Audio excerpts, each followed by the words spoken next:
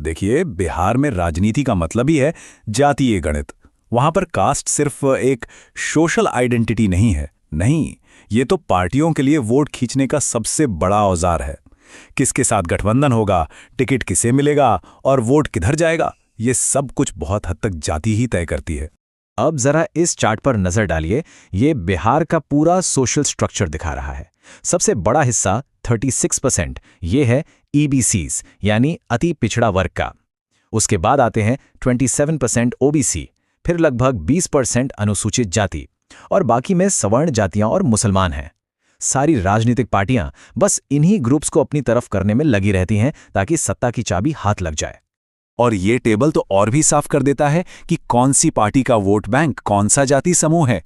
जैसे लालू यादव की आरजेडी, उनका मेन बेस है यादव और मुसलमान, जिसे MY समीकरण भी कहते हैं। नीतीश कुमार की पार्टी जेडीयू, वो कुर्मी और महादलितों के वोटों पर निर्भर करती है। और उनकी जो सहयोगी है बीजेपी, उसकी पकड़ सवर्ण जातियों और ईबीसी के एक बड़े तबके पर है।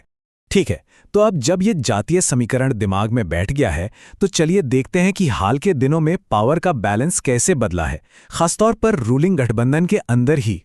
तो देखिए, सबसे जरूरी बात यह है, जिस गठबंधन के नीतीश कुमार मुखिया थे, उसमें अब उनकी अपनी पार्टी जेडीयू जूनियर पार्टनर यानी छोटी सहयोगी बन गई थी, और उनकी पार्टनर बीजेपी वो धीरे धीरे बिहार में एक बड़ी ताकत बन गई। बस यही बदलाव इस पूरी कहानी का सेंटर पॉइंट है। और ये चार्ट इस बदलाव को बिल्कुल साफ साफ दिखा रहा है। 2025 के विधानसभा चुनाव के बाद क्या हुआ? बीजेपी को मिली 89 सीट्स और वो बन गई राज्य की सबसे बड़ी पार्टी। वहीं नीतीश कुमार की जेडीयू वो 85 सीटों पर ही रह गई। भले ही सीएम की कुर्सी नीतीश कुमार के पास रही, लेकिन असली पावर का बैलेंस वो तो बदल चुका था। तो अब जब समीकरण ऐसे बदल गए हैं, सवाल यह है कि आगे क्या? क्या बिहार की राजनीति में अब एक नया दौर शुरू होने वाला है?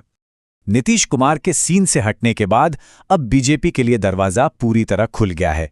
वो बिहार में पहली बार अपना खुद का मुख्यमंत्री बना सकती है और सीएम की इस रेस में उप मुख्यमंत्री सम्राट चौधरी और केंद्रीय मंत्री नित्यानंद राय जैसे नाम सबसे आगे चल रहे हैं। ये एक बहुत बड़ा ऐतिहासिक बदलाव होगा, क्योंकि बिहार हिंदी बेल्ट का अकेला ऐसा राज्य था जहां बीजेपी का कभी अपना सीएम नहीं रहा। लेकिन रुकिए, इस कहानी में एक और दिलचस्प ट्विस्ट है। अटकलें ये भी लग रही हैं कि नीतीश कुमार का ये पूरा मूव अपने बेटे निशांत कुमार को पॉलिटिक्स में लॉन्च करने की एक बड़ी प्लानिंग का हिस्सा है। यहां तक कहा जा रहा है कि जो नई सरकार बनेगी उसमें उन्हें डिप्टी सीएम का पद भी मिल सकता है। और अब आते हैं हम अपने आखिरी और सबसे बड़े सवाल पर। क्या ये एक युग का अंत है?